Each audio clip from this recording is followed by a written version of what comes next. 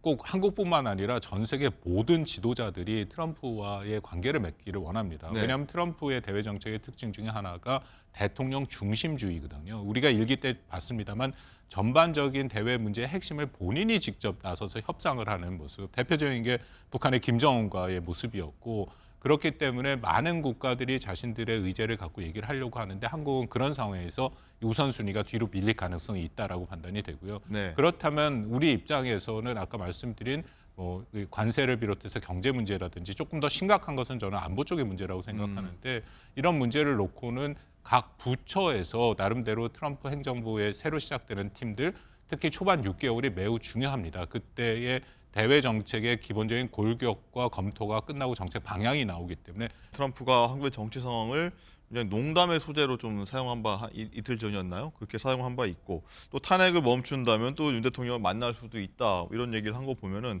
트럼프는 수차례 공개적으로 얘기한 것이 타국, 그것이 우호국이 됐던 적성국이 됐던 그 국가의 정치 체제에 대해서는 자신은 언급하지 않겠다라고 얘기를 합니다.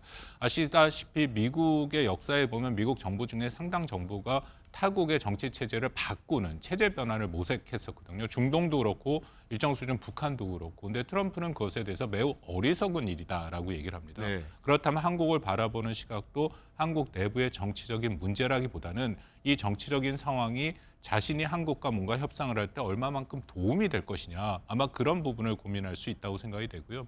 제 판단은 큰 틀에서 한국에서 지금 리더십 위기인데 이 리더십이 다시금 등장하거나 이 문제가 해결되기 전까지는 한국 정치 체제에 대해서는 얘기할 가능성이 크지 않고 일단 트럼프 대집권의 이제 경제 얘기가 가장 우리한테 좀 걱정된다고들 얘기를 많이 하지 않습니까? 일단 관세 인상 얘기를 꺼냈는데 그럼 우리나라한테는 가장 직격탄이 될 것 같다 이런 얘기를 많이 하는데 우리는 어떤 식으로 좀 돌파구를 찾아야 할지 걱정됩니다. 그 트럼프의 별명이 많은데 그 중에 하나가 관세맨이죠. 그러니까 본인이 계속 유세 때도 그랬고 정강 정책에도 그렇고 오늘 취임사에도 그렇고 다시 관세를 강조를 했습니다. 네. 그리고 본인이 가장 존경하는 미국의 대통령 중에 하나로 25대 그 윌리엄 맥킨리라는 대통령이 있는데 이 사람이 그 맥킨리 관세법이라는 것으로 유명한 네. 그 대통령이거든요. 다만 뭐 이미 많이 알려졌습니다만 트럼프의 공약 중에 하나가 10% 보편 관세를 부과하겠다라고 했는데 무조건 다 매기겠다. 예, 그거는 일단은 좀 유보된 것 같습니다. 어허. 물론 아직 확실히 그 행정명령이 서명이 제가 들어오기 직전까지 확인하기는 서명을 안 했기 때문에 네. 그 내용이 확실히 확인이 되지는 않지만 지금 들리는 현재 상황에 따르면 캐나다와 멕시코한테는 25%의 관세를 부과를 하고 또 사실 중국에 대해서도 60%를 얘기했다 네. 플러스 10%, 70% 관세까지 얘기했거든요. 어마어마한 관세입니다. 어마어마한 관세죠. 그거는 이제 보편 관세는 아니고 특정 국가를 상대로 하는 관세인데 그것은 여전히 유효할 가능성이 있습니다. 근데 네. 다만 보편 관세는 좀 뒤로 미루겠다. 왜냐하면 관세를 부과하면 상식적으로 미국의 물가가 올라가게 돼 있습니다. 왜냐하면 미국은 상당 부분 생필품을 해외에서 수입을 하고 있고 대부분 중국산이 많거든요. 네. 근데 거기에 관세를 60%, 70% 올린다면은 당연히 그 수입품에 대한 물가가 올라갈 수밖에 없고 이번 대선에 사실 가장 중요한 의제 중에 하나가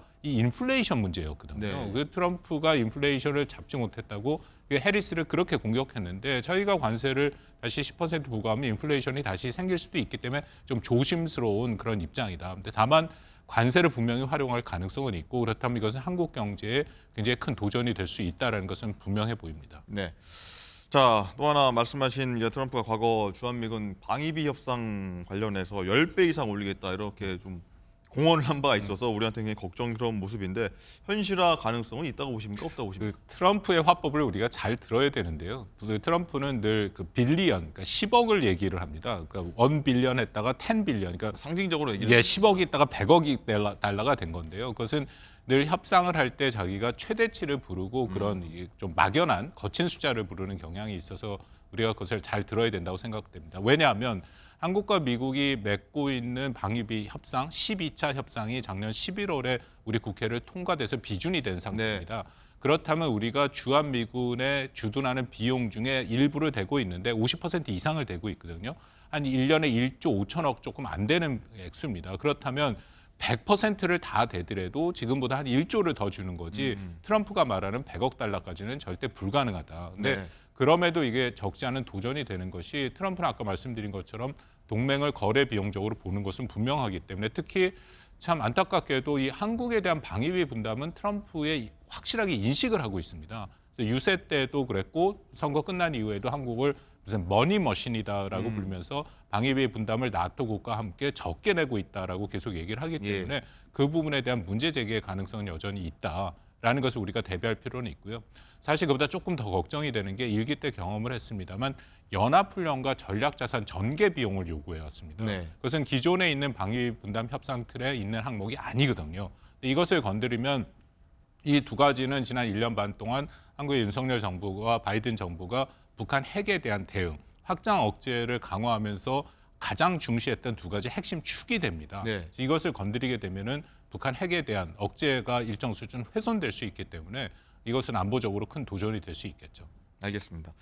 자, 우리나라 정치 상황과 관련된 얘기도 한번 해보자면 일단 트럼프가 한국의 정치 상황을 그냥 농담의 소재로 좀 사용한 바 이틀 전이었나요? 그렇게 사용한 바 있고 또 탄핵을 멈춘다면 또 윤 대통령을 만날 수도 있다 이런 얘기를 한 거 보면은 일단은 우리나라 그 정치 전국 상황에 보면은 우리나라와 관련해서 좀뭐 축소하는 듯한 한미 관계 확장을 좀 소외한다 이런 듯한 인상도 받고 있는데 어떻게 이 부분을 해석하십니까? 트럼프가 한국의 이제 정치 상황에 대해서 그간 언급을 공개적으로 한 적이 한 번도 없습니다. 네. 그것은 좀 예상이 됐던 게 트럼프는 수차례 공개적으로 얘기한 것이 타국, 그것이 우호국이 됐던 적성국이 됐던 그 국가의 정치 체제에 대해서는 자신은 언급하지 않겠다라고 얘기를 합니다.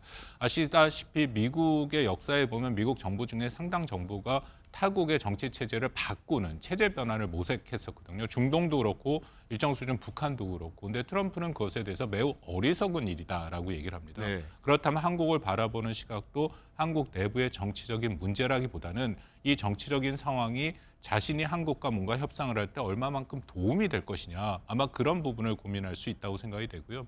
제 판단은 큰 틀에서 한국에서 지금 리더십 위기인데 이 리더십이 다시금 등장하거나 이 문제가 해결되기 전까지는 한국 정치 체제에 대해서는 얘기할 가능성이 크지 않고 또 트럼프는 아시다시피 이 거래를 했던 부동산 업자이기 때문에 상대편에게 확실하게 책임을 질 수 있는 사람과만 협상을 하는 그런 경향도 있거든요. 그래서 당분간은 얘기를 하지 않을 가능성이 있다. 그런데 또 말씀드린 것처럼 트럼프는 이런 또 한국의 정치적인 혼란 상황에서 뭔가 자신이 더 받아낼 것이 있다라고 그 협상이 유리하게 작동할 수 있다라고 생각하면은 그것을 활용할 수 있다고 생각하는데요. 그 중에 하나가 방위비 분담 협상이 될 가능성이 있다고 생각합니다. 아까 말씀하셨던요. 예. 어쨌든 이 리더십 부재 상황, 한국의 리더십 부재 상황을 말씀하셨는데 현재 최상목 권한 대행 있지 않습니까? 지금 대통령 권한 대행의 대행 체제인데 그렇다면은 최상목 권한 대행이 트럼프 대통령을 통해서 만나서 좀 어떤 얘기를 해보자고 했을 때 트럼프 입장에서는 응하지 않을 가능성이 높다고 보십니까? 현재 상황에서는 좀 비상 사태니까 네. 트럼프 입장에서는 뭐 그것은 쉽지 않겠죠. 왜냐하면은 꼭 한국뿐만 아니라 전 세계 모든 지도자들이 트럼프와의 관계를 맺기를 원합니다. 네. 왜냐하면 트럼프의 대외 정책의 특징 중에 하나가 대통령 중심주의거든요. 우리가 일기 때 봤습니다만 전반적인 대외 문제의 핵심을 본인이 직접 나서서 협상을 하는 모습. 대표적인 게 북한의 김정은과의 모습이었고 그렇기 때문에 많은 국가들이 자신들의 의제를 갖고 얘기를 하려고 하는데 한국은 그런 상황에서 우선순위가 뒤로 밀릴 가능성이 있다라고 판단이 되고요. 네. 그렇다면 우리 입장에서는 아까 말씀드린 뭐 관세를 비롯해서 경제 문제라든지 조금 더 심각한 것은 저는 안보 쪽의 문제라고 생각하는데 이런 문제를 놓고는 각 부처에서 나름대로 트럼프 행정부의 새로 시작되는 팀들 특히 초반 6개월이 매우 중요합니다. 그때의 대외 정책의 기본적인 골격과 검토가 끝나고 정책 방향이 나오기 때문에 최대한 그들과의 협력을 통해서 입장을 반영하고 정책에 반영되도록 각 부처별로 노력할 필요가 있다고 생각합니다. 네.